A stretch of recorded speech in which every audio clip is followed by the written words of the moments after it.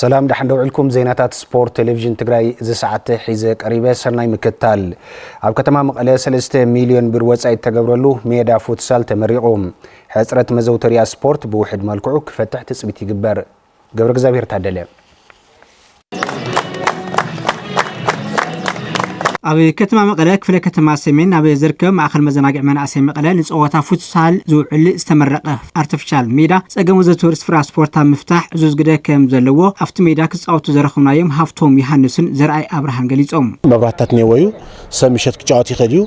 إيفن نقوه جاوتي خليو ما تهم زعين نقرات بتعم تبزعس توتات على حماق بتا كام مخد أو صبا بتا لعلو نقرات سلت ماشي بتعم صبغي لي لحسب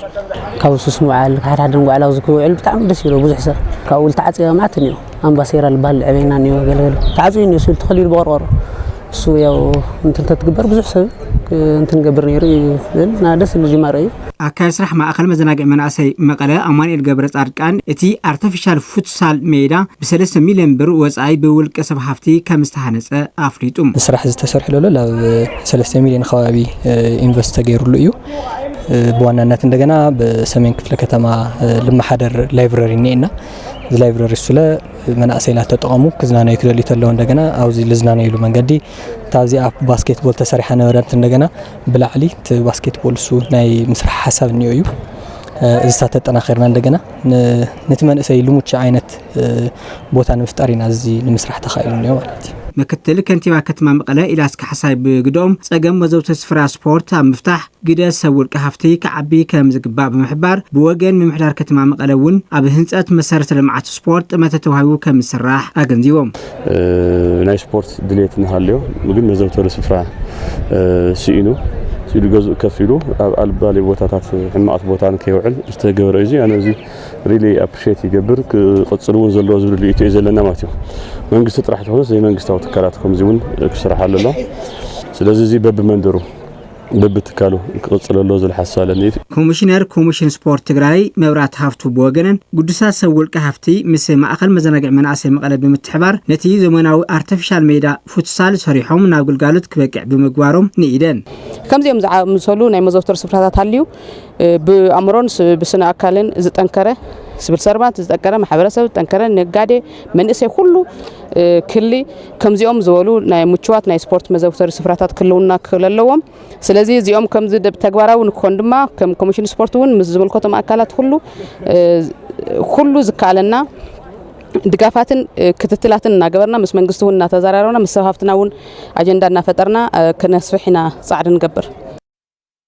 አብ ክፍለ ከተማ ሰሜን ውድድር ስፖርት አብያተ ትምህርት ተጀሚሮም 14 አብያተ ትምህርት ክፍለ ከተማ ይሳተፋሉዋ ሕልፍ ዕቋር አበ ክፍለ ከተማ ሰሜን አመንጓ አብያተ ትምህርት ምክያዝ ጀመረ ውድድር ኩዕሶ እግሪ አብያተ ትምህርት አበ ዝሐሸር ክብ ተማሃሮ መስተማሃሮ ይልውን አበ ሕውየት ስነልቦና አብይ ግዳ ከም ዘለዎ ተሳተፍተ ተማሃሮ ይዛረቡ ረብሓ ያው ብዙሕ ረብሓን ይወዩ ያው ንሰውነትና ምንቅስቃስና ንአእምሮና ንምህዳስ ይጣመና እዩ ጥዕና እዩ ስፖርት ኃይል እዩ ስፖርት ፍቅሪ እዩ ሕዚ ሊንፈልጦም ሰዓት ተፋሊጥና ዓዊ ምሕዝነት ፈጢርና ኣለና ጥዕናና ክንሕሎ ይግበረና አእምሮና ክንሕዳስ ይገብር ስፖርት ጥዕናውን ስነልቦናውን ጥንካሬ ዓብይ ብጽሕ ስለ ዘለዎም ተጠናኺሩ ክኸይድ ይግባእ ዝበሉ ድማ ኣብቲ ውድድር ዝተረኸቡ መምህራን እዮም ንጥዕና ይኹን እንደገና ንፍቅሪ ቶም ተማሃሮን ንባዕልቶም ንምፍላጥ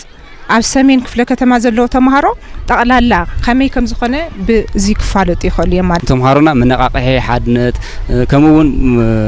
ብሱላት ተማሃሮ ስፖርተኛታት ክረኽበሉ ንኽእል ውድድር ስለ ዝኾነስ ጽቡቕ ውድድር ተወካሊ ሓላፊ ቤት ጽሕፈት ትምህርቲ ክፍለ ከተማ ሰሜን መምህር የማነ ገሩም ብወገኖም እቲ ተጀሚሩ ዘሎ ውድድር ኣብ ሕውየተ ስነልቦና ካብ ዝህሉ ኣበርክቶ ብተወሳኺ ብሉጻት ስፖርተኛታት ዝርከብሉ እዩ ይብሉ